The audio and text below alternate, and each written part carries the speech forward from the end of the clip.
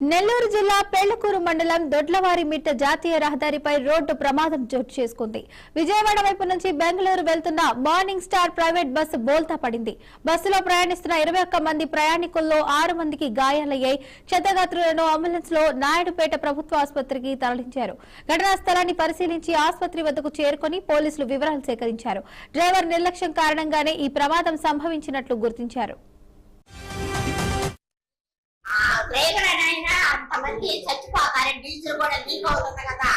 అసలు ఏం చెయ్యాలి? అయ్యో జనాలు ఉంటారు లోపల అని చెప్పేసి ఆయన బయటికి తీయాలి జనాన్ని. ఆయన బయట కాస్త దూరం నడుచుకుంటా పోయాడు. ఈ జనాలు అందరూ బయటకు మనవడు అద్దాలు తీయండి అని చెప్పేసి అద్దాలు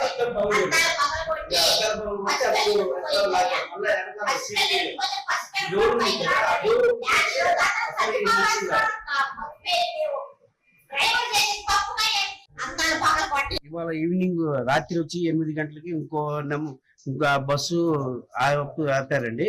వేరే బస్సు వచ్చింది, వేరే బస్ కి బుక్ చేస్తామని చెప్పి 8 గంటలకు ఫోన్ చేశారు. 10 గంటలకే మీకు బస్సు వచ్చింది అని చెప్పి అన్నారు. సరే అని చెప్పేసి అన్నాం. అంత ముందు బుక్ చేసిందేమో 11:30కి రావాలి, ఆ బస్సు క్యాన్సిల్ అయింది అని చెప్పేసి అంటే ఈ బస్సులో ఎక్కాం.